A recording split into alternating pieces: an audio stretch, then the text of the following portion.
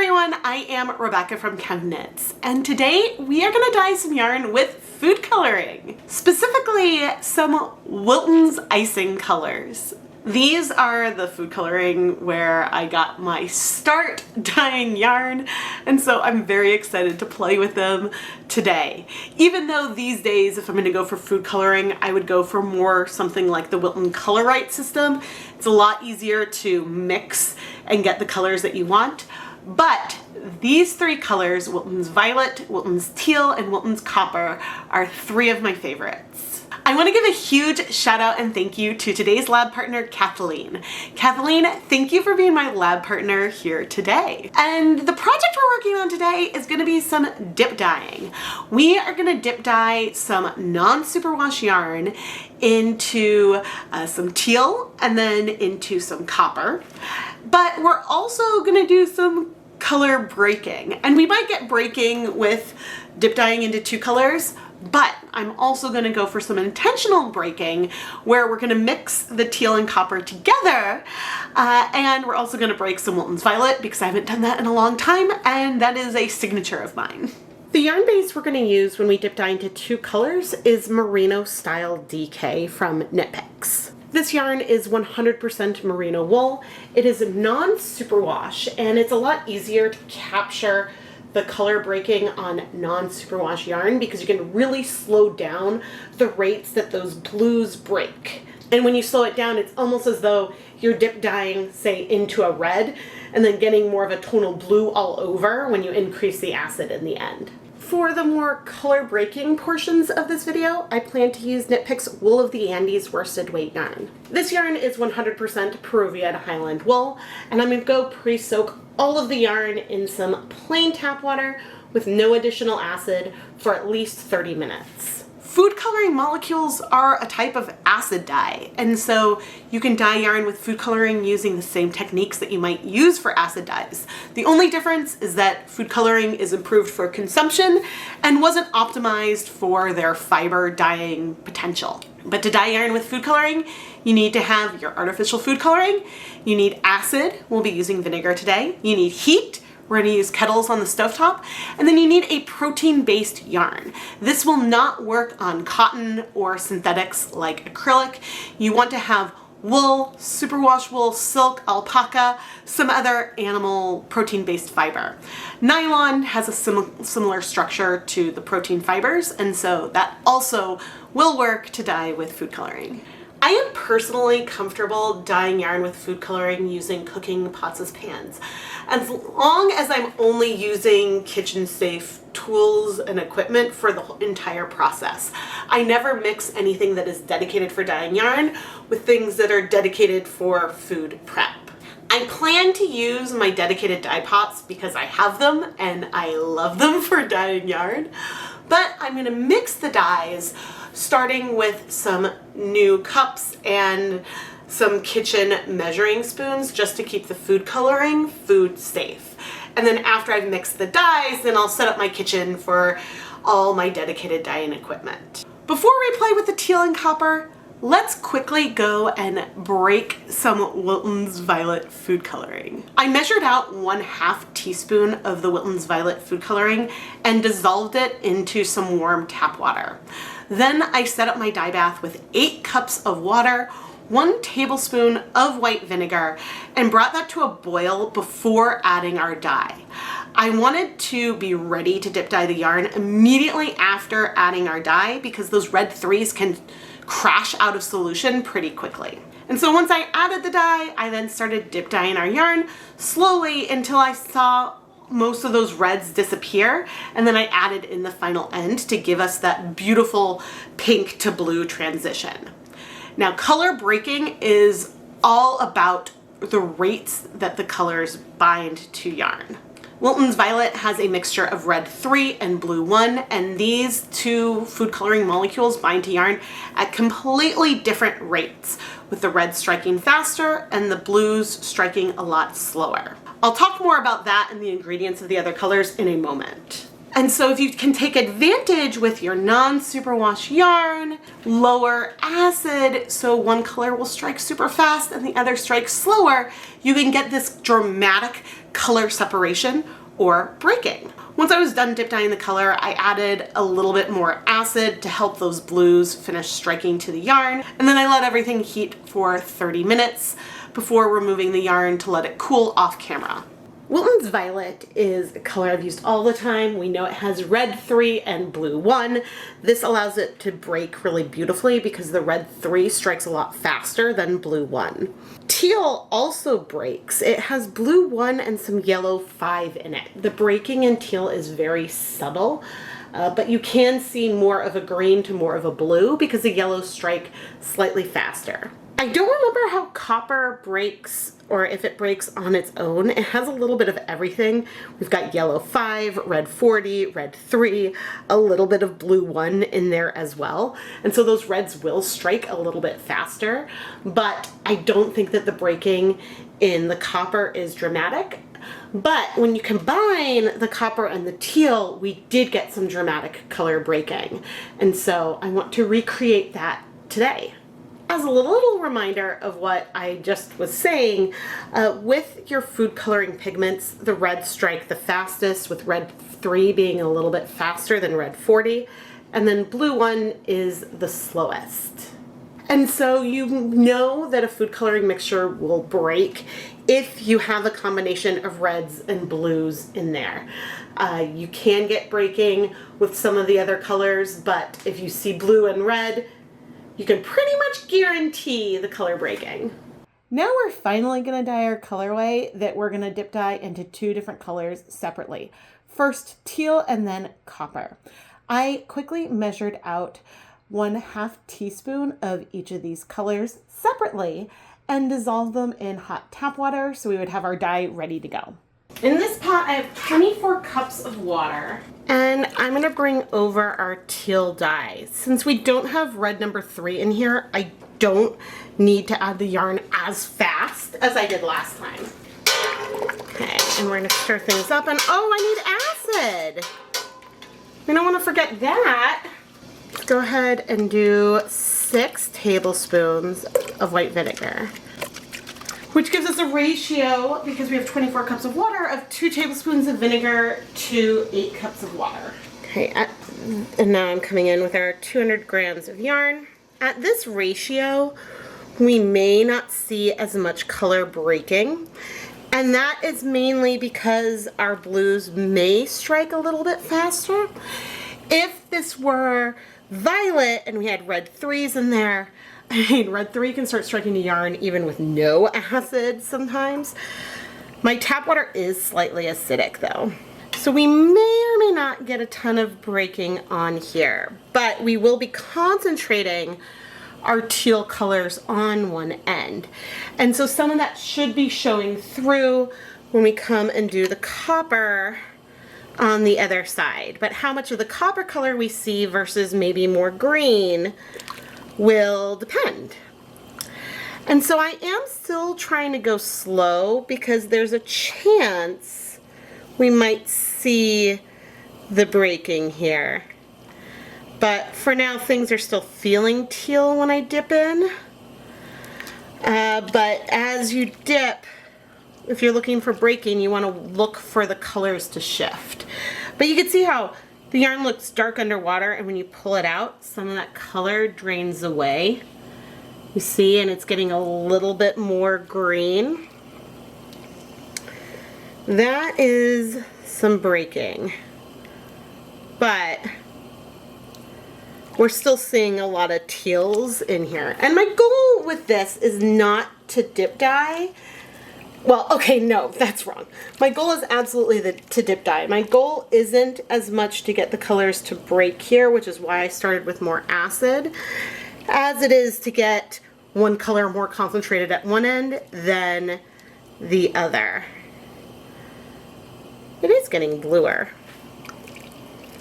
but I'm holding tight on that other end, mainly because if I add it all in right now, there's still a lot of color in there, you see?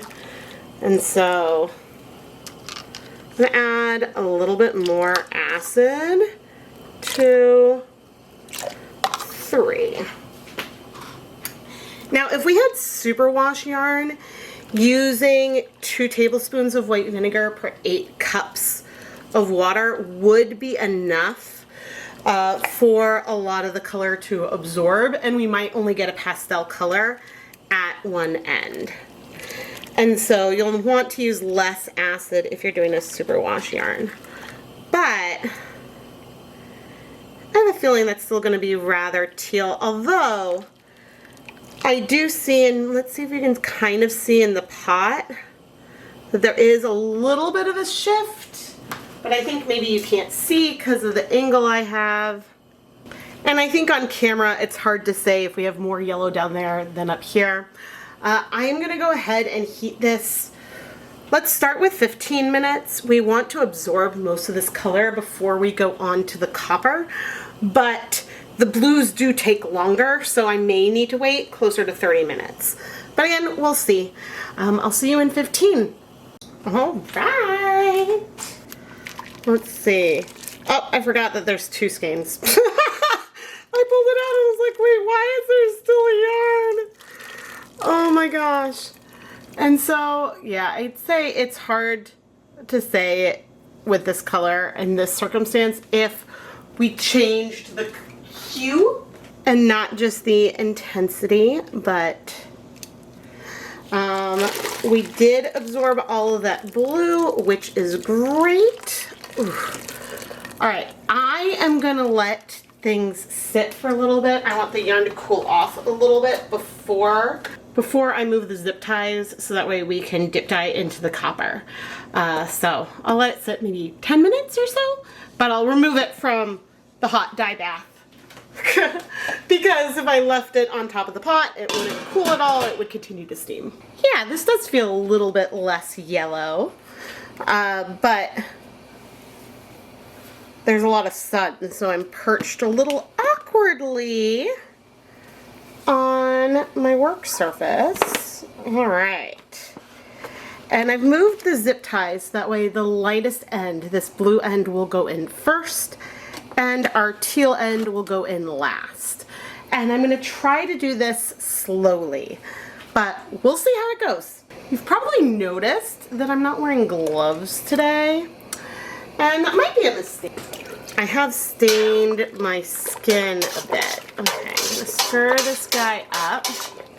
We've got a beautiful coppery orange that we're starting with. And I wanna make sure my tongs are within reach if I need them. But we are gonna start dipping in to our copper. Ooh. Look at that. We've got some beautiful copper tones that are still showing through. That blue was not dark enough to eliminate that, which makes me happy because we're gonna get a colorway that could feel, maybe it's gonna be a little too turquoise, but it could feel like oxidizing copper. And that is pretty fun. Now, the reason why we don't just get brown from mixing these colors is that things are about proportion. And right now, to me, it's feeling like the turquoise is a more pigmented color than the copper. To achieve that color, there's just more pigment present, theoretically, at least. I don't know how I don't have a way at home to determine, like, oh, this is the concentration of the molecules versus how much color you see, blah, blah, blah. But I have a feeling that if I was gonna dye 100 grams of yarn in this amount of copper that I mixed, and then 100 grams of yarn in the teal might feel more pigmented. But this is going well. Now you can see when I dip the yarn in, the color is shifting. We do have yellows in there. And if I lift all the yarn out, you can see we still have an orange color in here as well. It is not as dramatic as, like, say, the violet that I showed at the beginning. These are a lot more subtle, but I think it'll be fun to compare this colorway to what we get when we break the two colors next. But as I say that, I'm gonna put like a little asterisk there because we dip dyed one end of the yarn into one color and one end into the other. So no matter what we get when we try to break the colors, we're not gonna get like this colorway because, well, we did things in a different order. But it's just gonna show with the same proportion of dye onto yarn how you can get different types of colorways depending on the technique you do. Now, most of the color is in our yarn, so I'm gonna go ahead and add it all in. And now I'm gonna heat this for 30 minutes. Now that we've dip dyed into our two different colors, let's combine them. And I believe that this combination of teal and copper was something that was randomly suggested during a live stream I did many years ago. And the results were really stunning. And you might not think that combining teal and copper would give a really pretty color, but we're gonna do this at a 1-to-1 ratio and see what we end up with. So I measured out 1/4 teaspoon of the teal food coloring and 1/4 teaspoon of the copper food coloring and dissolved it in warm tap water so that way we would have our dye mixture ready to go. Here I have 16 cups of water. I'm gonna add the 2 tablespoons of white vinegar. I've got my yarn ready off camera, and I'm gonna come in with our really pretty green color that is a mixture of the teal and copper.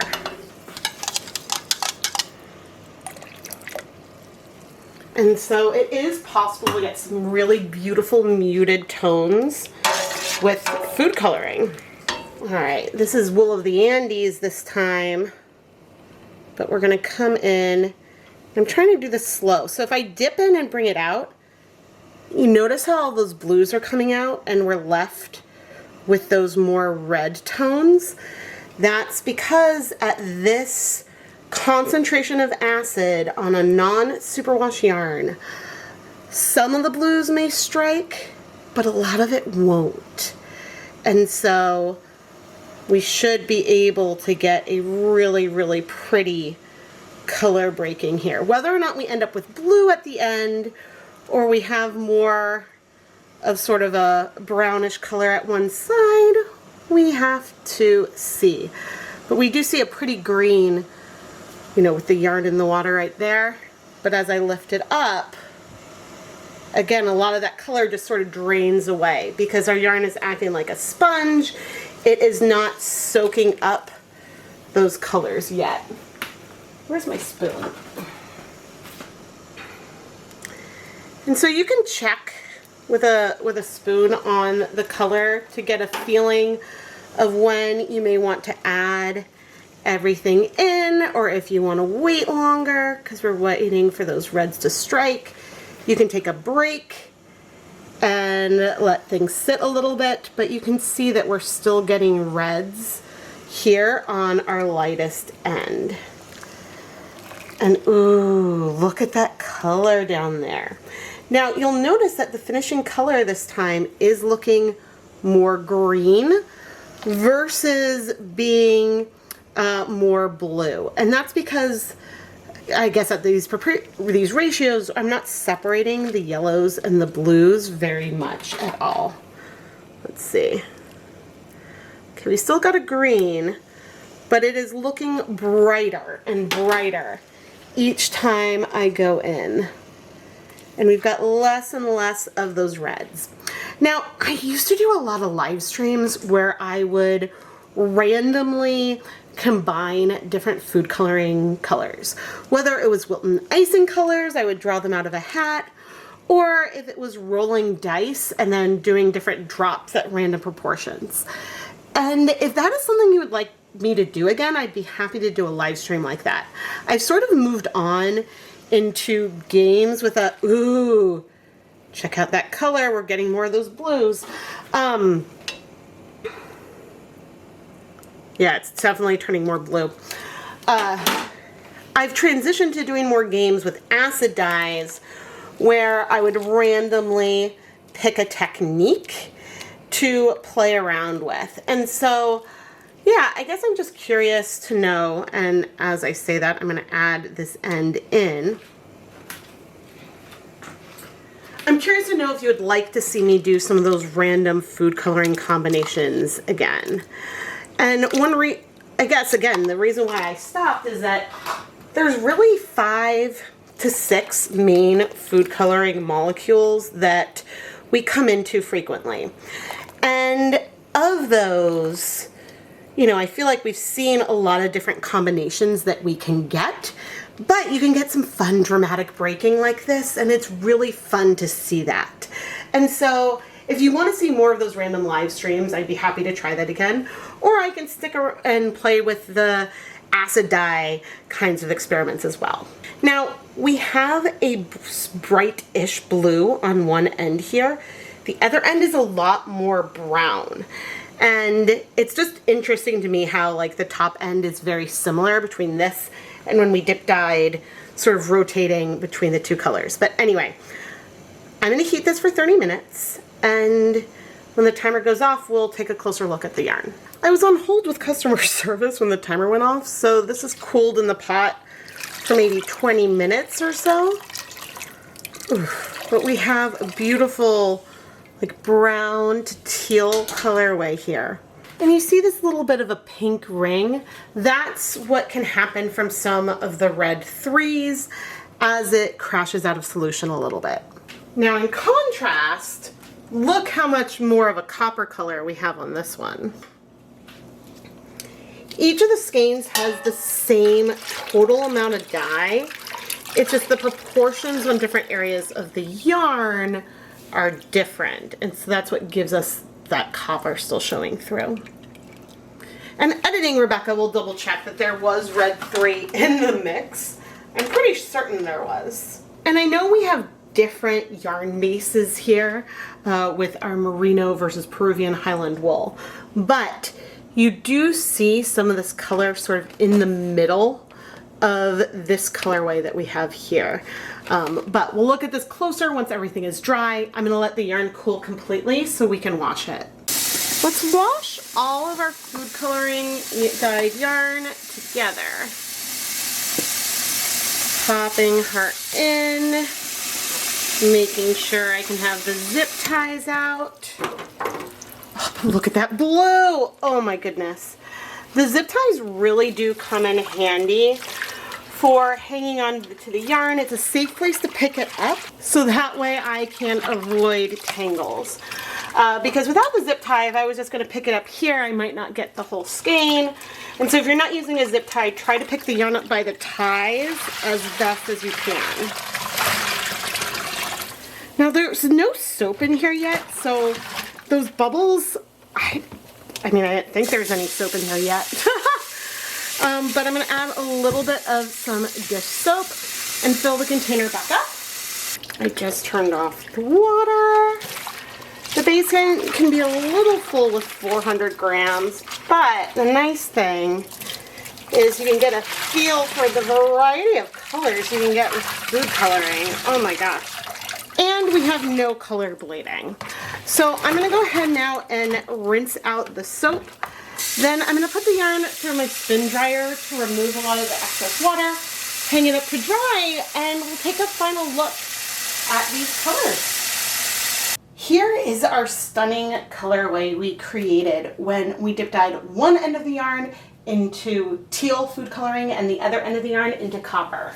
And in contrast, in the middle, I've placed the skein of yarn that we get when we combine the two colors first and then dip dye to break them.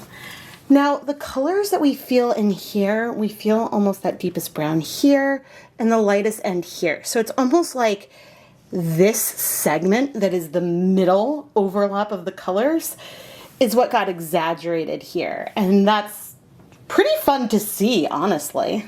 Speaking of dip dyeing to break food coloring colors, it was an absolute joy to dip dye to break Wilton's Violet again.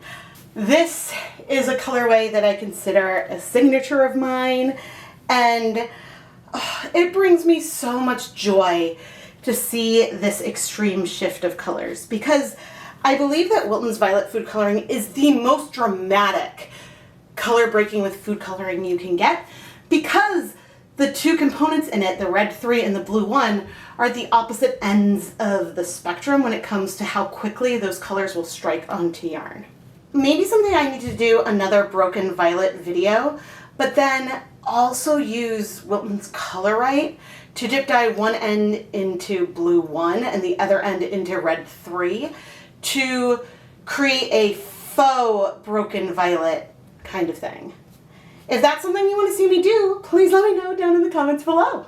Kathleen, thank you so much for being my lab partner for today's episode of Dyepot Weekly. It was an absolute joy to play with food coloring again and to explore these combinations that were always some favorites of mine.